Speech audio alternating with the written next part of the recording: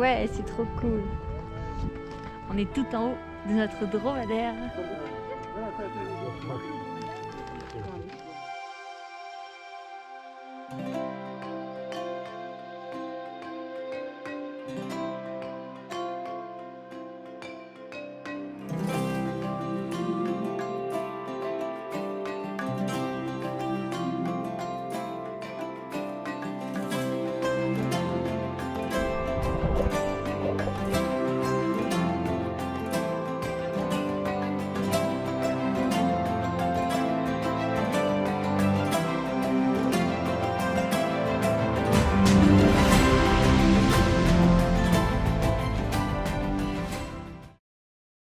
Sur la route pour aller à Hamid, on traverse le village de Tamgrout, célèbre pour ses poteries vertes qui bordent les routes. Chaque kilomètre est une invitation à l'évasion, à la découverte de cette culture riche en traditions. Les paysages deviennent plus arides, le bitume laisse place à la poussière et on arrive au camp bivouac à Sismara.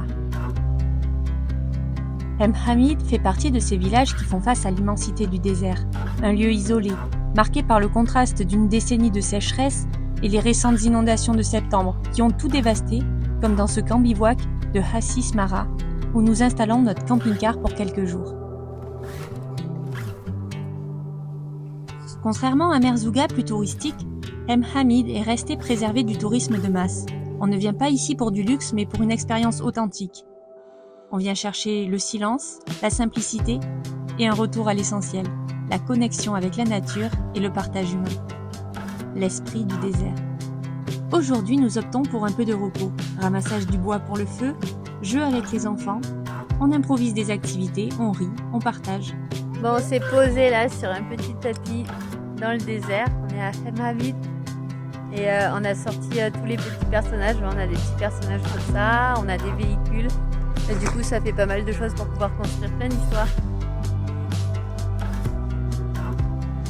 On va essayer de chercher du bois pour ce soir pour faire un petit feu. Leur apprendre la vie autrement que sur les bancs de l'école, c'est aussi ça notre défi du voyage. Et ce soir, c'est jour de fête. Nous préparons les festivités à plusieurs mains. Tout le monde met la main à la pâte, au menu roulé aux saucisses, tartiflettes et gâteaux au chocolat. Voilà maman. Le soleil décline lentement. On lève nos verres à la santé de cette aventure unique, de ce pays si accueillant, de nous, ensemble, créant nos souvenirs, et de ceux qui ne sont pas ou plus là pour les partager. Et voilà, on va se faire, il y a un petit feu ici, on va aller prendre l'apéro, et on est plutôt pas mal là, on est garé juste ici, avec le coucher de soleil en face. C'est parfait. Puis nous nous installons autour du feu. L'air se rafraîchit, mais les flammes nous réchauffent.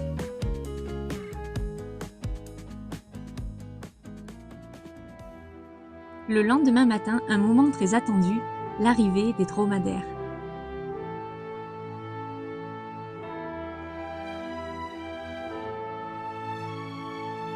Les enfants trépignent d'impatience. Notre guide, c'est Ismaël, 21 ans.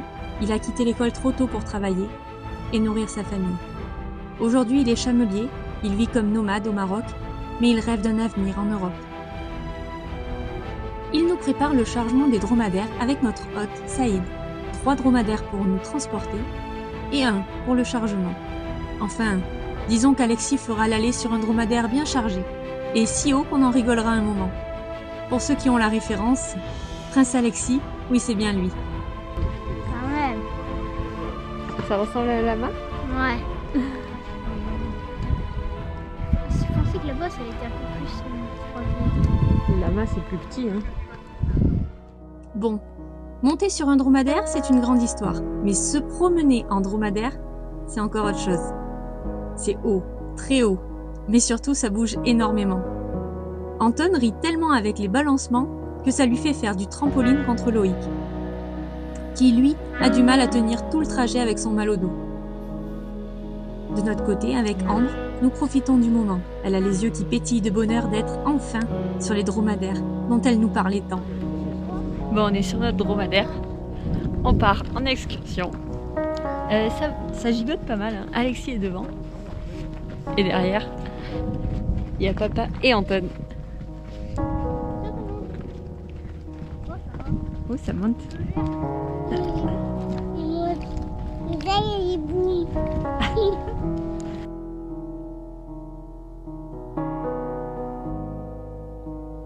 Alexis, quant à lui, se prend pour un pilote de moto. Perché tout là-haut, on dirait qu'il va tomber à chaque virage, mais il gère plutôt bien la balade. Nous avançons ainsi dans les dunes, bercées par le pas des dromadaires. Chaque mouvement soulève un nuage de sable doré. Le silence est impressionnant. Juste le souffle du vent, le sable qui murmure sous les pas des dromadaires et les rires des enfants. Ismaël connaît bien le désert. Il y a grandi et ce savoir se transmet de génération en génération. Il nous choisit un espace où nous pourrons monter sur la dune, admirer le coucher de soleil, mais surtout avoir un campement abrité et isolé pour profiter tous ensemble.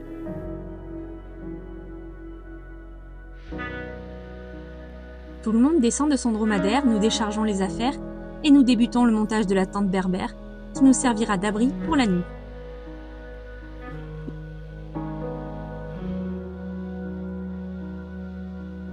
Les dromadaires ont le genou attaché pour le maintenir plié, ils restent alors non loin de la tente. Ismaël nous raconte qu'ils peuvent quand même parcourir jusqu'à 3 km attachés ainsi, avançant sur les genoux ou sur 3 pattes.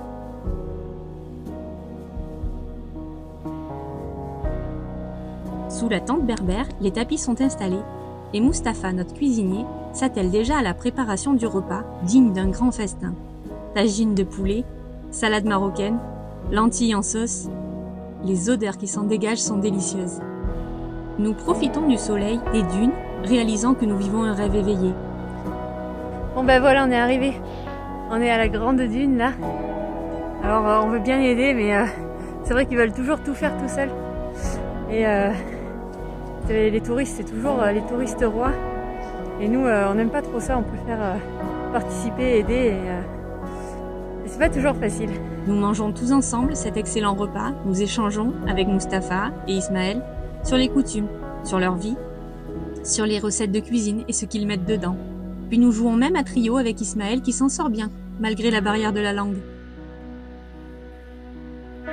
La lumière décline doucement, nous montons admirer le coucher du soleil, tandis que les enfants jouent encore dans le sable. Breaking up shouldn't be this hard. I just wanted a friend, so you can keep your heart. No more fights and no more debate. I'm out of ways to love you. No more shortcuts that we can take. Only way out is through. I promised you long ago to be your girlfriend, your girlfriend. Nous en apprenons encore un peu plus sur l'histoire d'Ismaël et de ses dromadaires.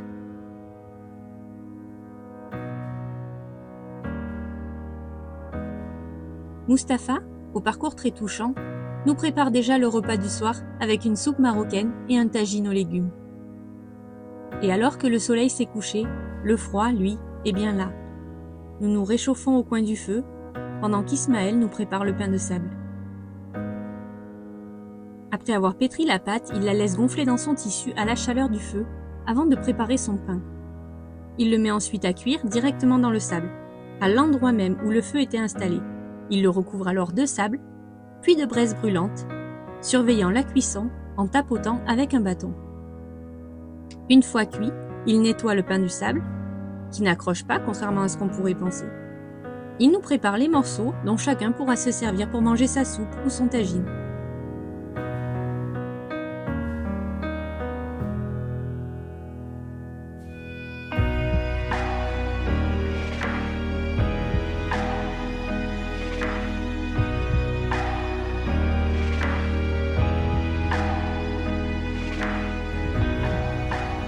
La nuit est bien tombée, malgré les couvertures, il fait froid sous la tente.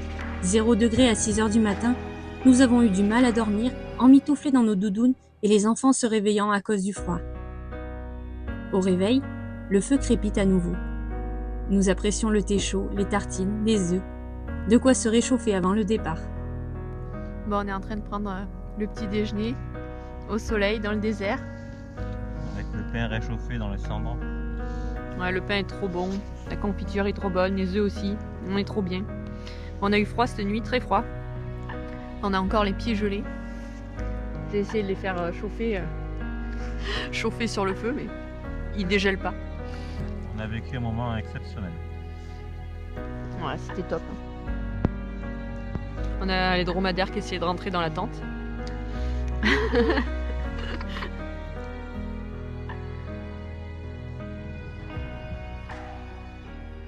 Nous replions la tente, Ismaël charge ses dromadaires et nous reprenons la route.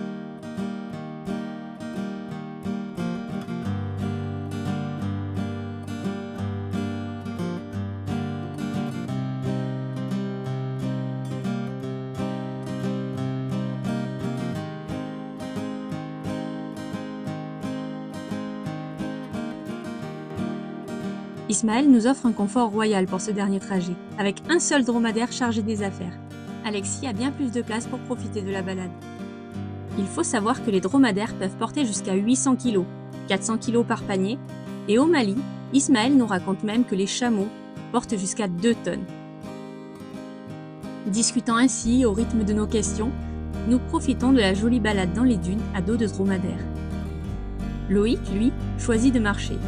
Disons que partager une selle avec Anton n'a pas été une expérience très douce pour son dos à l'aller. Je fais le retour à pied, comme ça Anton il a son dromadaire pour lui tout seul. Ismaël nous fait traverser des paysages magnifiques, nous faisant gravir les dunes avant de les redescendre, au grand plaisir des enfants qui rigolent et s'exclament à coups de « Trop cool !» Anton, lui, ferme la marche avec le dernier dromadaire de la caravane. C'est lui qui sera chargé de se faire grignoter les chaussures par le bébé dromadaire qui apprend à découvrir cet environnement.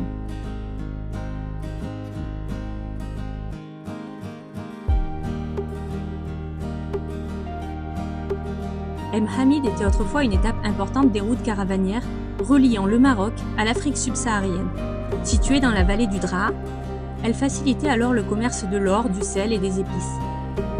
Un lien étroit entre les tribus berbères des montagnes et les nomades qui parcourent le désert. Aujourd'hui encore, on y retrouve le décor caractéristique des grandes étendues de sable et des dunes majestueuses, notamment celle de l'Arc Chegaga, la plus connue par ici.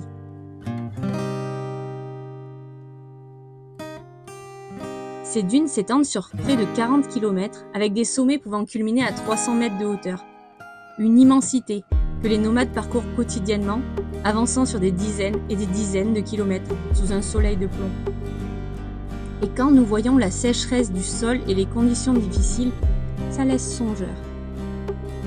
De retour au camp, nous remercions Mustapha et Ismaël qui sont épuisés, tant ils enchaînent les excursions pour gagner leur vie. En effet, ici, tant que les touristes sont là, il faut profiter de la pleine saison. Et malgré la fatigue, ils nous ont offert un moment inoubliable, si riche en émotions et en souvenirs.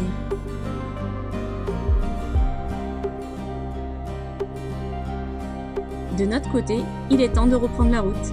Direction Tata et Tafraout. Encore de belles découvertes nous attendent. À très bientôt pour la suite. Et merci pour tous vos commentaires, c'est un plaisir de vous lire.